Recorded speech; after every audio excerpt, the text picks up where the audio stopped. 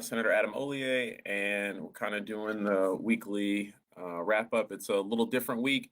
It's the second week of lame duck. We've got three more, well, probably two more session days, 2 to 3 more session days starting next week. And it really depends on how things go.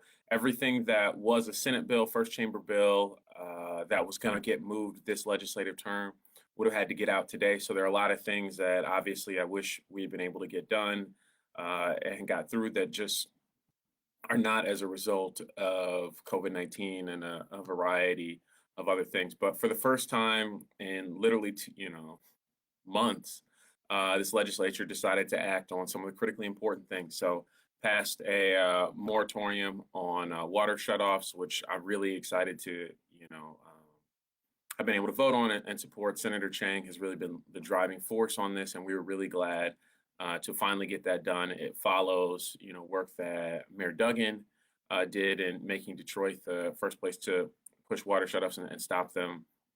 So, as a state, we're excited about protecting folks who are going through such an incredibly difficult time and really following through on something that should have been the case for a long time. So really glad to see that done. Also, we finally got to work on the unemployment insurance reform. So as Democrats, the Senate Dems proposed a variety, a host, a plethora, tons of potential changes and fixes that were not acted upon. But today we did pass a vehicle bill that was sponsored by Senator Hertel that hopefully will still, that we can still negotiate through next week to make sure that Michiganders don't lose the critical unemployment benefits that we know are keeping a number of folks stable and alive and in their homes and doing all those kind of things. It is by far the number one issue and one that we are really looking forward to addressing, but that will not be solved in the next week. We're going to put a Band-Aid on a bad situation, but in the next year, we're going to have to come back and really look into some of these reforms and really make sure that we address the unemployment insurance system and make sure that it works for people. A part of that work is also passing some supplemental appropriation legislation, which will just be necessary to make sure that we can get this stuff done. There are a lot of things that didn't get funded, a lot of things that will still need to be funded that we will continue to work through. Much of these things didn't happen because House of Representatives was not in session this week because they were not responsible in handling the COVID-19 pandemic. And so I'm grateful that at least my colleagues in the Senate were responsible enough to make sure that we continue to have session and to do some of the things that were necessary for us to do the work of the people of Michigan.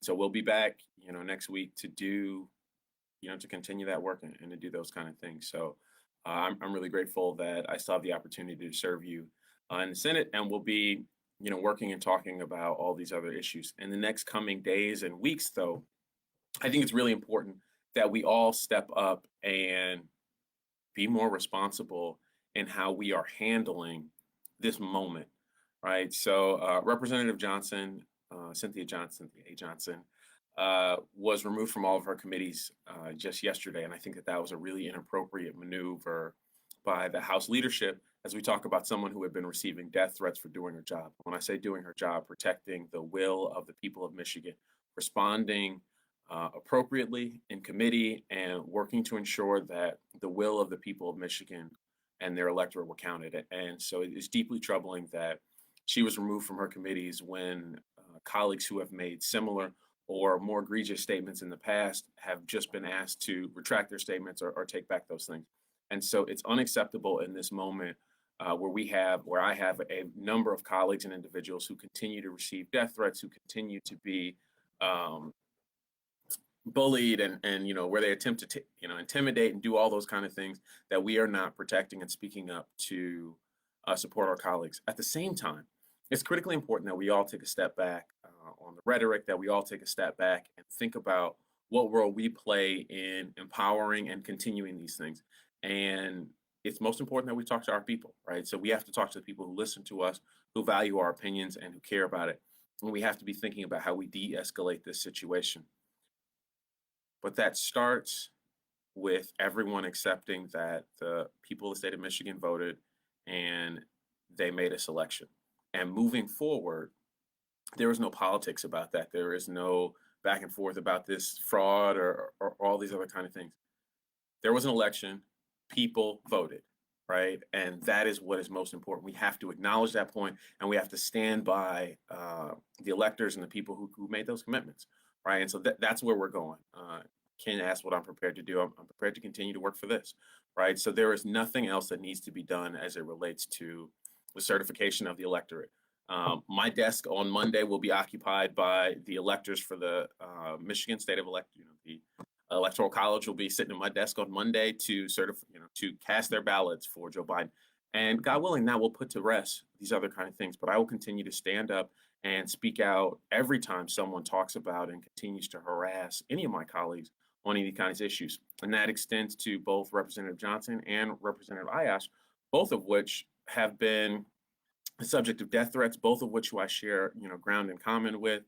Representative Ayash is actually my state rep and was seeing just the level of vitriol and intimidation is completely inappropriate, right? So we have to continue to reach out and speak out and say, not only that this is inappropriate, but to stand with our colleagues before we get into a situation where they feel like they are isolated and have to stand by themselves. This is unacceptable. And it's critical that we say that it's unacceptable, and that we remember and hold everybody accountable who is not saying it's unacceptable, but also who are empowering people, right? Like it's these small steps, it's these small things that people do that allow this to happen, right? It is not a person saying, oh, they're going to do this or they're going to do that. It's the person one removed who feels like, you're winking and nodding at them, and that empowers the crazy people who wanted to do the wrong thing.